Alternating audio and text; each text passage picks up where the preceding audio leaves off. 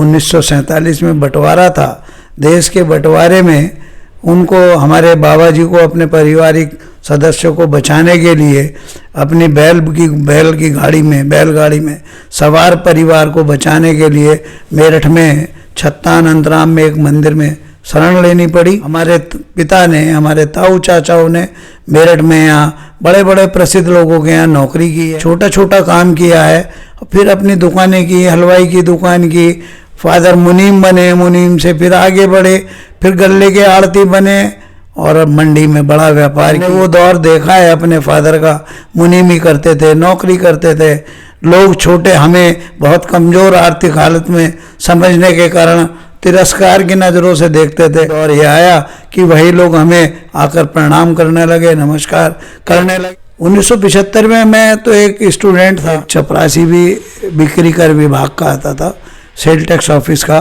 तो व्यापारी डर जाता था, अपनी जेब के कागज़ निकाल के कहीं अपनी बोरी के नीचे दबा देता था। 80 में हमने सबसे पहले संयुक्त व्यापार संघ का चुनाव लड़ा था मंत्री का, जिसमें हमारे पैनल से अध्यक्ष थे सत्यप्रकाश अग्रवाल जी के प्रत्याशी वो थे, और महामंत्री के प्रत्याशी थे श्री अरुण वशिष्ठ।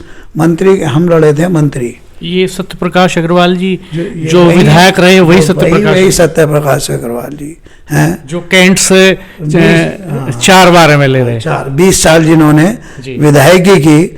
ये व्यापार संघ का ही एक बड़ा प्लेटफार्म था जिसकी शुरुआत उन्होंने की थी। उसके बाद न जाने क्या हुआ, घर का बंटवारा होता है तो घर कमजोर होता है, इसी प्रकार से व्यापार संघ बटा है तो व्यापार संघ की ताकत में कमी आई। एक बार आप मेयर बनते बनते रह गए, एक बार आप विधायक बनते बनते रह गए, 2000 तो क्या कहाँ चूक हुई, कहाँ चूक गए आप दोनों बार? मेरे माथे पर रेखा ही नहीं है। 9 में भाजपा भारतीय जनता पार्टी के कार्यालय पर 9 जगह के महापौर कौन कौन प्रत्याशी होंगे एक ऐसी सूची लग जाती है। उस सूची में नवीन गुप्ता का नाम है मेरठ से, लेकिन कुछ कारण बनते हैं जो मेरठ उस कार्यालय से पुनः रात को सूची उतरती है जिसमें मेरठ से किस नाम को रोक लिया जाता है। 8 फिर दोबारा वही पुराने प्रत्याशियों के नाम की घोषणा हो जाती है, और अगले दिन फिर एक बहुत बैठके का दौर चलता है सारे दिन लखनऊ में। और फिर कल राजमेशी प्रदेश अध्यक्ष थे, उनके घर पर ये निर्णय होता है कि नवीन गुप्ता की जगह पवन गोयल प्रत्याशी होंगे। संगठन का जो निर्णय हुआ हमने स्वीकार किया, लेकिन मेरठ की जनता ने स्वीकार नहीं किया। एक वो जो दौर था कि डरता था प्रशासन बहुत ज़्यादा कि व्यापार संघ ने अगर कॉल कर दी और बेगमपुर चौराहे पे अगर मानव श्रृंखला बना दी तो इसका मतलब इसका मैसेज लखनऊ तो जाएगा। तो ऐसी क्या रीजन है कि एक वो दौर था और एक आज दौर में लग रहा है कि इसके पीछे की वजह बीजेपी सरकार है या संगठन में बिखराव है? देखिए राजेश जी, ये हमारी दुखती रग है, और जिलाधिकारी और एसएसपी को हमने अपने पदाधिकारियों घर पर आते देखा है, लेकिन आज वो उस दौर में बदलाव आया है। उसका एक कारण व्यापार संघ में विघटन है, दूसरा बड़ा कारण भारतीय जनता पार्टी की सरकार का होना है। दोस्तों नमस्कार, आज हमारे साथ मेरठ शहर की एक ऐसी शख्सियत मौजूद हैं जिन्होंने व्यापार जगत में एक बड़ी पहचान बनाई। बुलंदशहर के एक छोटे से गांव से चला इनका परिवार एक जमाने में मेरठ पहुंचा, और मेरठ में छोटे छोटे कारोबार करते हुए एक बड़े कारोबारी के तौर पे पहचान बनाई, और इस सफर में कई उतार चढ़ाव आए। मेरठ शहर में व्यापार संघ की राजनीति में एक लंबे समय तक इनका सिक्का चला। हमारे साथ मौजूद हैं नवीन गुप्ता जी। नवीन गुप्ता जी संयुक्त व्यापार संघ जो मेरठ शहर का व्यापारियों का बड़ा संगठन है, लंबे समय उसके महामंत्री रहे, लंबे समय उसके अध्यक्ष रहे, और एक वक्त ऐसा भी आया जब नवीन गुप्ता जी लगा कि अब शहर के मेयर हो जाएंगे, जब लगा कि नवीन गुप्ता जी अब मेरठ कैंट से विधानसभा पहुंच जाएंगे। जीवन में कई ऐसे उतार चढ़ाव आए, बीच में एक गंभीर बीमारी से भी जूझना पड़ा, काफी समय तक उपचार चला, और जिजीविषा मानिए इसको, लोगों का प्यार मानिए कि उस बीमारी को हरा करके एकदम दमदारी के साथ फिर व्यापारियों की लड़ाई लड़ने के लिए मैदान में आ गए। आंख की रोशनी कम हुई, लेकिन जिजीविषा के दम पर, जीवट के दम पर, संघर्ष के दम पर धीरे धीरे रोशनी भी लौट आई। नवीन गुप्ता जी, आपका हमारे चैनल पर हार्दिक स्वागत है। धन्यवाद रविंद्र जी।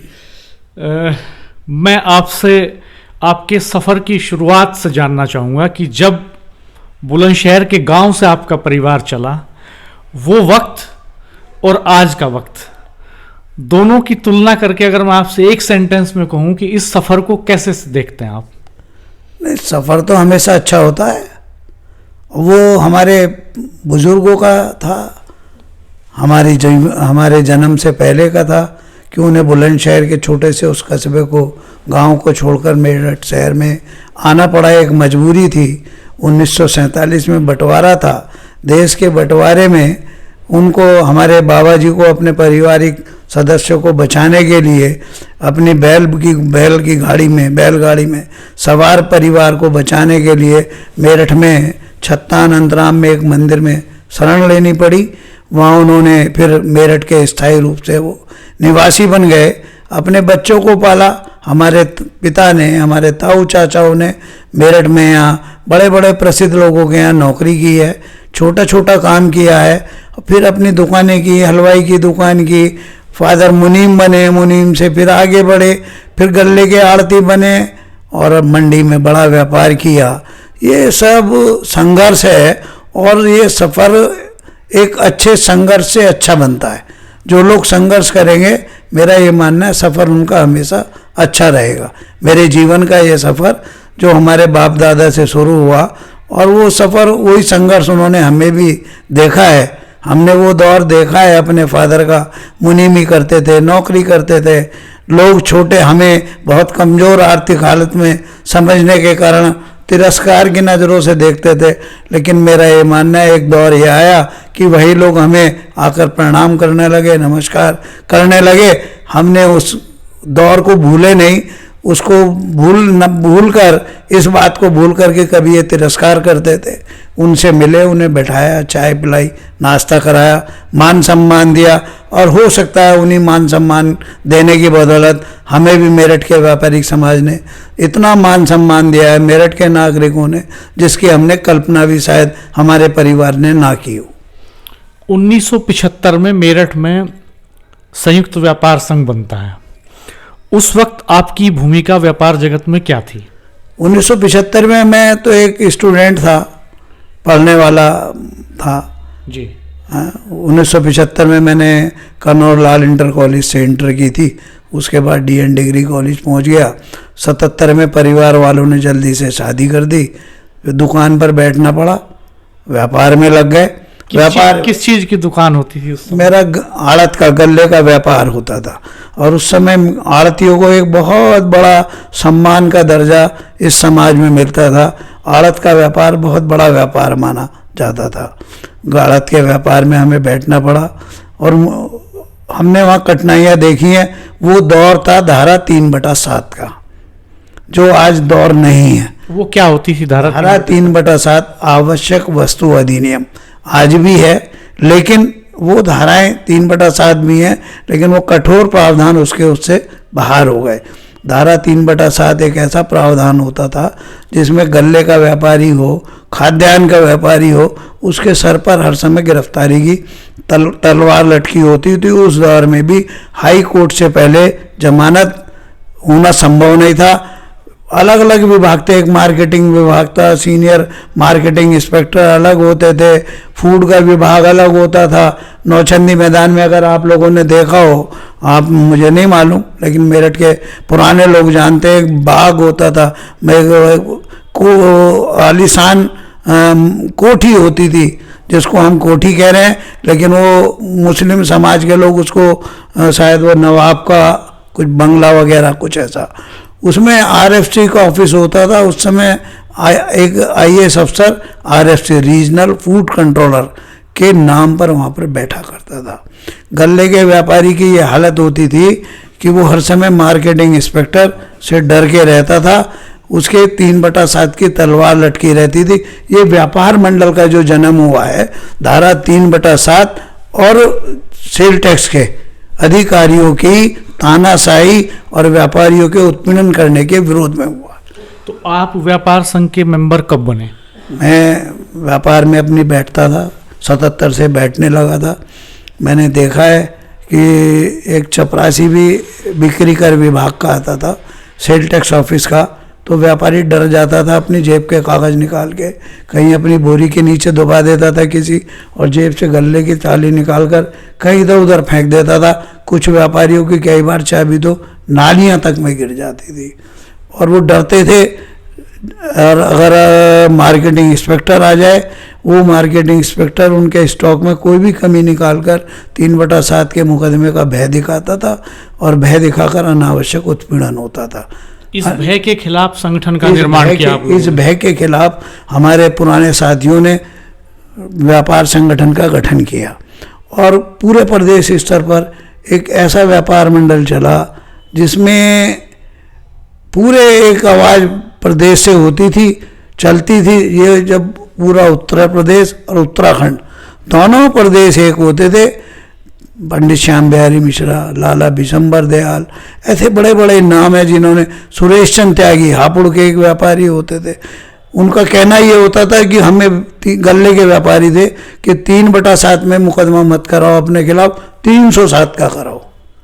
इतना खतरनाक था वो। इतना खतरनाक था। कोई भी व्यापारी जेल चला गया तो 6 महीने से पहले उसकी जमानत नहीं होती थी। 307 वाला मुलजिम अगले दिन बाहर, 3/7 वाला 6 महीने में। जो व्यापारी राजस्व देता था, जो व्यापारी सारे काम करता था, उन सब के विरोध में हमने अपने मंडी के व्यापारियों का भी जो उनके उत्पीड़न होता था वो देखा, उनके विरोध की लड़ाइयाँ देखी, तो हमारा भी रुझान व्यापारी समस्याओं के निदान की तरफ गया, और हम भी आहिस्ते आहिस्ते उसकी ओर जाने लगे। तो आपने पहला चुनाव कब लड़ा? मैंने उससे पहले हम आपको बता दें, चुनाव लड़ने का तो पहला चुनाव तो व्यापार संघ का हमने 1988 में लड़ा था जी। लेकिन हमें याद है सबसे पहले जब मेरठ में संयुक्त व्यापार संघ का गठन हुआ तो लाला सुंदरलाल जैन अध्यक्ष बने, और डॉक्टर ब्रजभूषण गोयल हैं, वो इसके महामंत्री बनाए। ये 75 की बात, ये सन 75 की बात है। ये चलाते रहे, इन लोगों ने चलाया। फिर 84 में एक चुनाव हुआ, उसके बाद बीच में सुंदरलाल जी की जगह डॉक्टर ब्रजभूषण जी अध्यक्ष हो गए और महामंत्री कोई और बन गए। लेकिन 84 में एक चुनाव हुआ जो आज भी एक बहुत बड़ी प्राचीन धर्मशाला है, यहाँ पर थापर नगर में 84 में, जिसमें अध्यक्ष बने अपने अध्यक्ष हमारे बने, इसमें खैर कोई नहीं, नाम याद आएगा। हाँ, नाम याद आ जाएगा मुझको। जी, जी, जी। महामंत्री बने हमारे ओपी खन्ना जी, अध्यक्ष बने कृष्ण गोपाल जी। कृष्ण गोपाल जी भी इत्तेफाक से हमारे गले के व्यापारी होते थे और बिल्कुल मेरे बराबर में दुकान होती थी। उसके वो फिर अध्यक्ष उसके बाद बने हरिकिशन गुप्ता जी, खैर नगर में आज भी हैं, जीवित हैं, हमारे उनका प्यार हम सबको मिलता है। और ब्रजभूषण जी तो आज भी हैं, जो सब में पहले महामंत्री थे जी। वो हमारे संरक्षक हैं। फिर बने उसके बाद हरिकिशन गुप्ता जी और ओपी खन्ना जी। ओपी खन्ना जी महामंत्री बने दोबारा और अपने हरिकिशन गुप्ता जी अध्यक्ष बने। ओपी खन्ना जी हमारी जो ज़्यादा आगे व्यापार संघ में आने का काम हुआ, सन 1986 में एक शहर कोटला में एक सब्जी के व्यापारी की हत्या हो गई थी, लीलापत जी की। मुस्लिम समाज के लोगों ने की थी मेरठ में, उसमें कर्फ्यू लगाने की स्थिति हो गई थी। ओपी खन्ना जी हमारे महामंत्री थे, उन्होंने आगे बढ़कर मेरठ बंद की कॉल की थी और मेरठ के पुलिस प्रशासन ने उनको उठाकर बंद कर दिया था और उन पर रासुका लगा दी थी, एनएस से लगाई थी। तो हम लोगों ने, एक व्यापारियों ने 14 दिन मेरठ जिला कारागार के बाहर धरना प्रदर्शन किया था। एक बहुत बड़ा आंदोलन हमारा चला, हम उसमें बहुत सहभागिता निभाई और उनके उस आंदोलन के परिणाम स्वरूप सरकार को उस एनएसए को वापस लेना पड़ा और ओपी खन्ना जी को बाइज्जत रिहा करना पड़ा। जब से हमारी भी व्यापार संघ के कामों में और रुचि बढ़ गई। इसके अतिरिक्त 1984 में जो देहरी रोड पर गल्ला मंडी है, नवीन गल्ला मंडी, उस मेरठ के विभिन्न बाज़ारों से 31 जनवरी 1984 को वो वहाँ पर शिफ्ट हुई थी। और कुछ समय बाद वहाँ पर मंडी परिषद ने के डिप्टी डायरेक्टर होते थे, उन्होंने किसी बात पर वहाँ के 9 दुकानों को लाइसेंस निरस्त कर दिया था, निलंबन कर दिया था, जिसके विरोध में हम मंडी के व्यापारियों ने वहाँ पर एक धरना प्रदर्शन ये सब चला, कई दिन तक चलाया, मंडी बंद रखी। तब नई मंडी में एक नवीन मंडी व्यापार मंडल का गठन हुआ था, जिसमें अध्यक्ष तो शुरू में वही चूंकि किशन गोपाल जी हमारे गल्ले के थे वो बने थे, और महेंद्र गर्ग जी एक थे वो महामंत्री बने थे। वो जब से हम गल्ले के व्यापारियों की लड़ाई में भी जुड़ गए, व्यापारियों की लड़ाई में 86 से जुड़ गए। 88 में हमने सबसे पहले संयुक्त व्यापार संघ का चुनाव लड़ा था मंत्री का, जिसमें हमारे पैनल से अध्यक्ष से सत्यप्रकाश अग्रवाल जी के प्रत्याशी वो थे, और महामंत्री के प्रत्याशी थे श्री अरुण वशिष्ठ। मंत्री हम लड़े थे मंत्री। ये सत्यप्रकाश अग्रवाल जी जो विधायक रहे वही सत्यप्रकाश अग्रवाल जी हैं, जो कैंट से 4 बार MLA रहे, 20 साल जिन्होंने विधायकी की। ये व्यापार संघ का ही एक बड़ा प्लेटफार्म था जिसकी शुरुआत उन्होंने की थी। उससे पहले 86 में सत्यप्रकाश अग्रवाल जी व्यापार संघ के वरिष्ठ उपाध्यक्ष बने थे। तब हमने उनके नेतृत्व में चुनाव लड़ा। वह चुनाव उस समय 12 प्रत्याशियों का होता था। 12 के 12 प्रत्याशी हम हारे, और OP खन्ना जी अध्यक्ष बने, श्री प्रकाश गुप्ता जी उसमें महामंत्री बने थे। फिर एक चुनाव हुआ 90 में। उस 90 के चुनाव में हम OP खन्ना जी और सत्यप्रकाश जी का ग्रुप मिलकर 6 लोग पर 6 पदाधिकारी आपस में बांटे गए, और 12 लोग हम लोग चुनाव में जीत कर आए, और दूसरा ग्रुप लड़ा, वह चुनाव हारा। पहली बार व्यापार संघ के मंत्री के रूप में हम व्यापार संघ में 1990 में पदाधिकारी बने। 1993 में फिर एक चुनाव आया।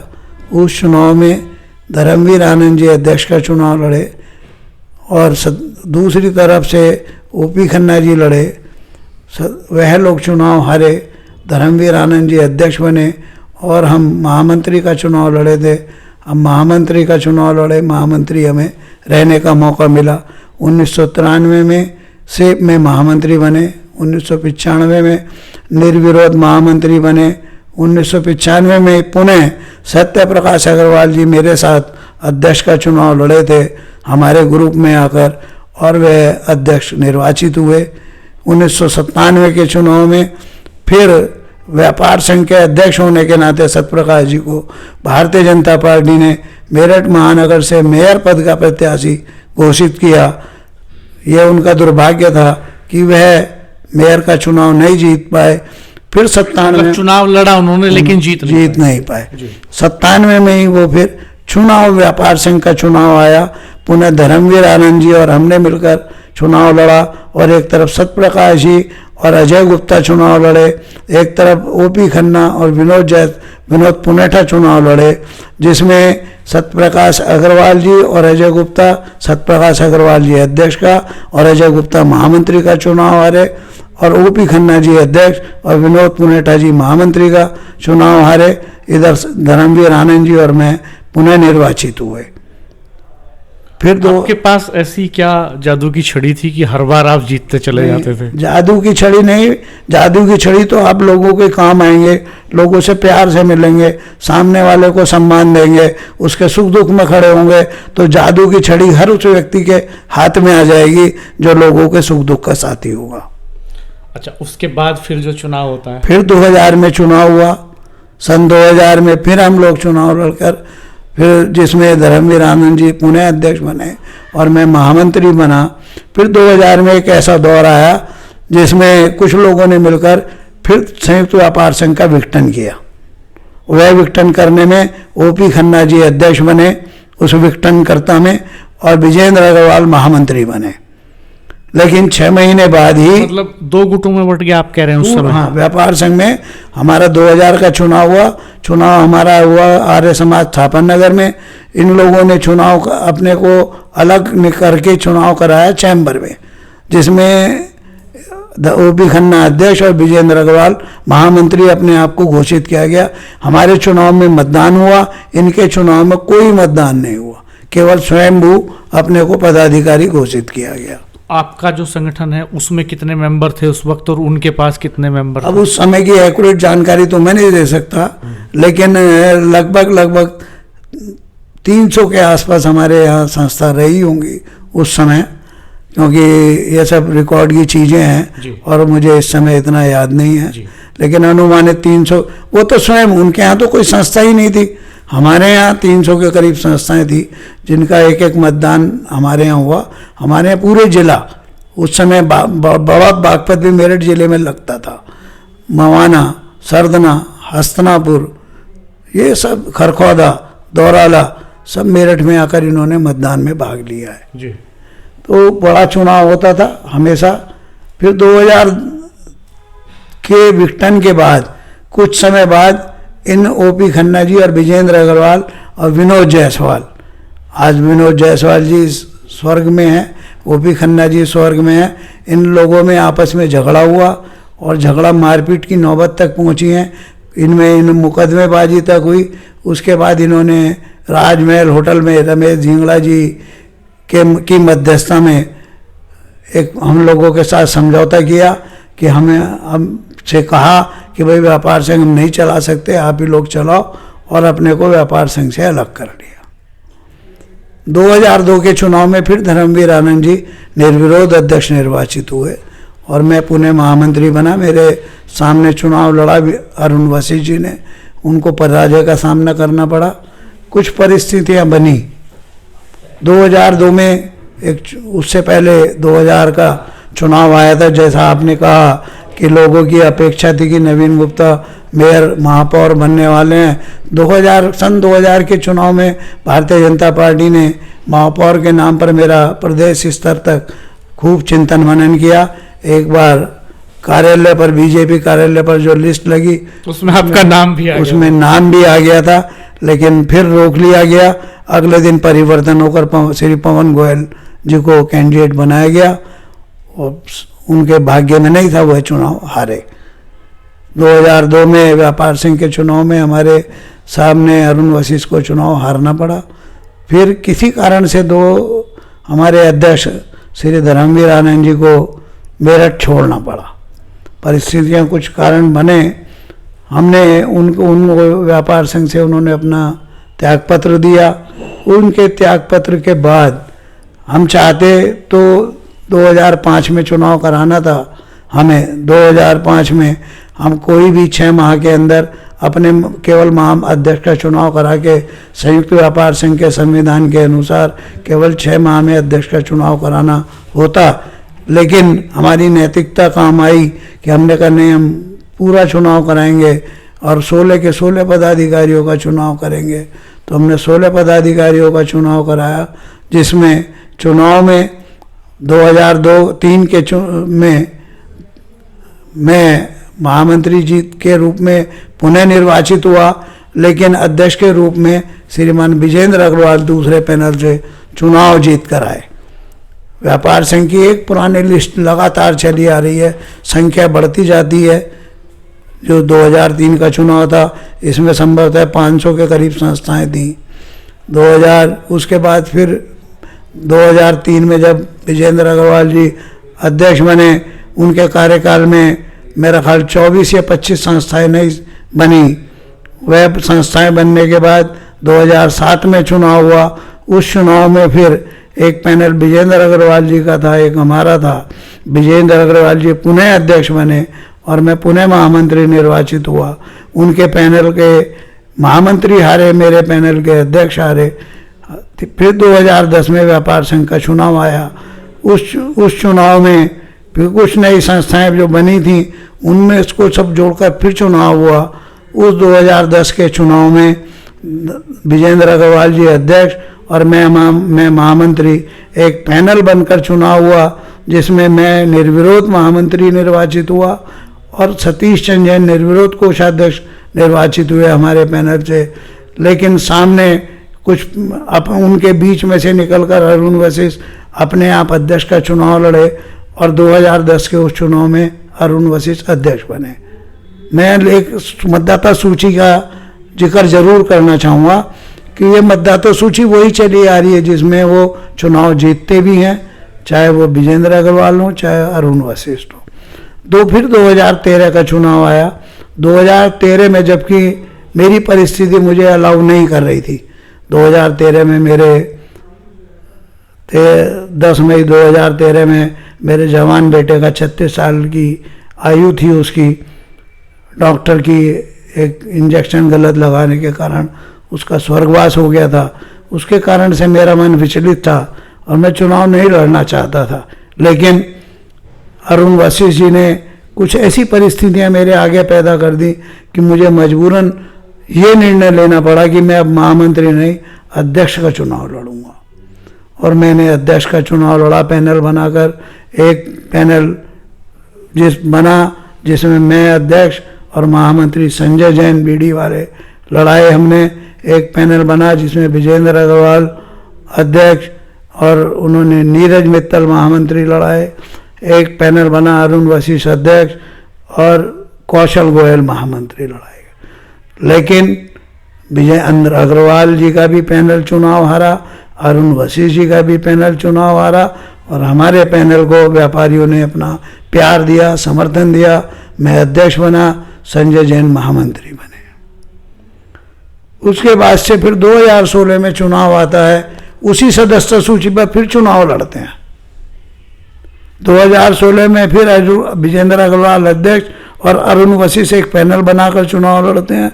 हम अपने दोनों विरोधी गुट एक होकर एक पाले में आ जाते हैं, एक पाले में आकर, और हम वही अपना पुराना पैनल बनाकर चुनाव लड़ते हैं, जिसमें दुर्भाग्यवश हमारे महामंत्री और तीनों उपाध्यक्ष चुनाव हार जाते हैं, लेकिन बाकी लोग हमारे जीत कर आते हैं और अरुण वशिष्ठ उसमें महामंत्री बनते हैं। जो 2010 में अध्यक्ष थे वो 2016 में आकर महामंत्री का चुनाव लड़ते हैं। चुनाव महामंत्री जीत जाते हैं। 3 साल का कार्यकाल होता है। 2019 का चुनाव आया, वही सदस्यता सूची है। चुनाव की प्रक्रिया चल गई, सारा काम हो गया, सब चुनाव अधिकारी बन गए, अरुण वशिष्ठ जी ने हस्ताक्षर कर दिए। लेकिन उसके बाद न जाने क्या हुआ कि वो विजेंद्र अग्रवाल, अरुण वशिष्ठ एक दूसरा गुट बनाकर उसके संरक्षक बन गए। दूसरा संयुक्त व्यापार संघ बना के अजय गुप्ता और दलजीत सिंह को महामंत्री बनाकर घोषित कर दिया अपने घर बैठकर। लेकिन हमने चुनाव कराया, चुनाव धूमधाम तरीके से हुआ, बड़ा चुनाव हुआ और जिसमें मैं अध्यक्ष जीत कर आया और संजय जैन महामंत्री के रूप में पुनः चुनाव जीत कर आए। हमने 2023 में फिर चुनाव कराया, जिसमें कोई चुनाव में हमारे सामने नहीं आया, निर्विरोध निर्वाचन हुआ है। अब 2026 में फिर चुनाव होगा। हम तो चाहेंगे, बार बार हम आपके माध्यम से भी और बार बार अनुरोध करते हैं, जो लोग भटक गए हैं वो भटके ना, मूल धारा में वापस आए। उन्हें हमारी सदस्यता सूची पर ऐतराज है तो अपनी जो भी उनके पास सदस्यता सूची है उसको ले आए, उस पर चुनाव करा लें। हमें भरोसा है हमें उनकी सदस्यता सूची पर भी व्यापारियों का प्यार और सम्मान मिलेगा और चुनाव हम में फिर भी जीत कर आएंगे। आपको लगता है कि ये जो 2 गुट बने हैं इससे व्यापारियों की जो ताकत है वो कमजोर हुई है? निश्चित रूप से घर का बंटवारा होता है तो घर कमजोर होता है। इसी प्रकार से व्यापार संघ बटा है तो व्यापार संघ की ताकत में कमी आई है। एक बार आप मेयर बनते बनते रह गए, एक बार आप विधायक बनते बनते रह गए 2009 में। तो क्या कहाँ चूक हुई, कहाँ चूक गए आप दोनों बार? मेरे माथे पर रेखा ही नहीं है। मैं तो ये मानता हूँ चूकना क्या है।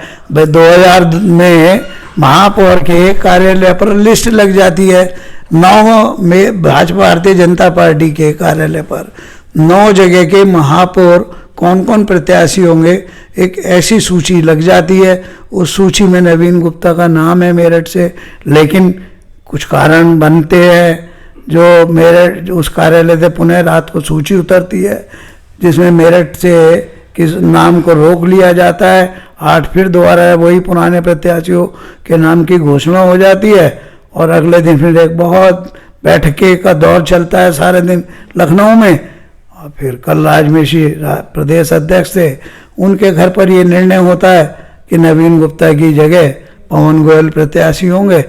संगठन का जो निर्णय हुआ हमने स्वीकार किया, लेकिन मेरठ की जनता ने स्वीकार नहीं किया।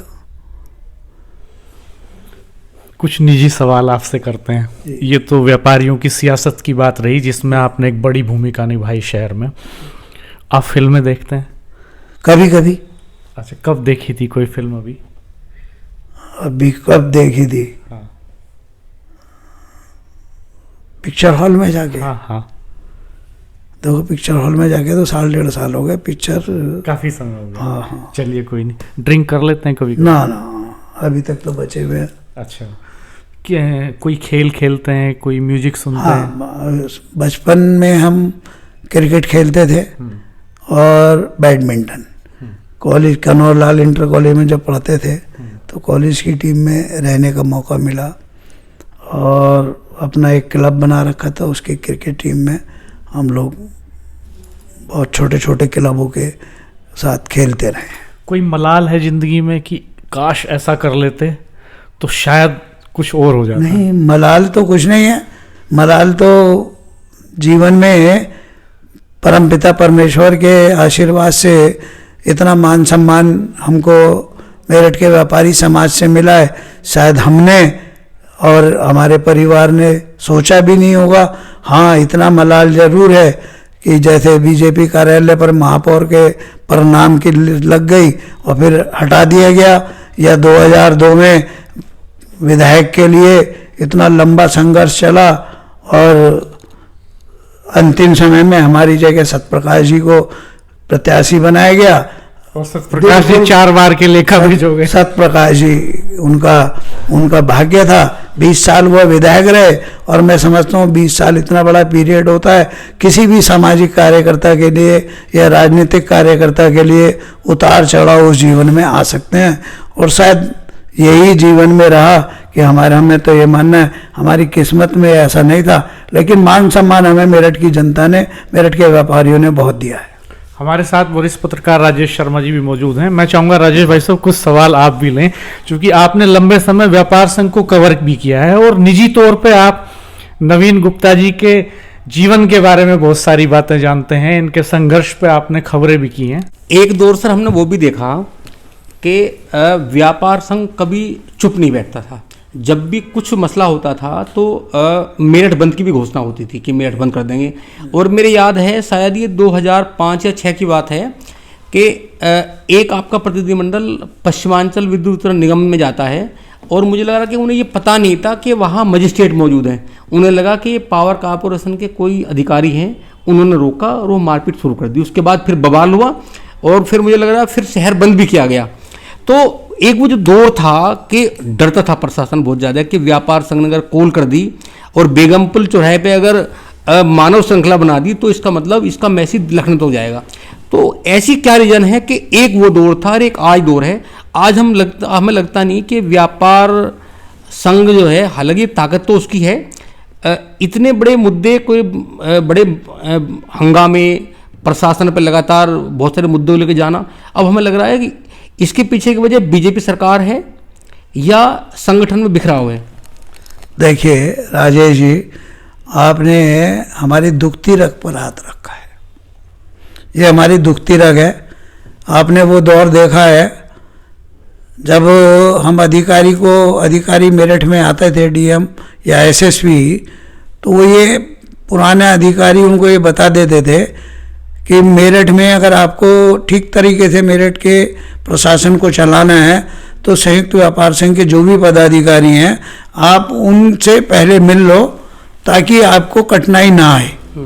ये ऐसा एक दौर था और जिलाधिकारी और एसएसपी को हमने अपने पदाधिकारियों घर पर आते देखा है, लेकिन आज वो उस दौर में बदलाव आया है।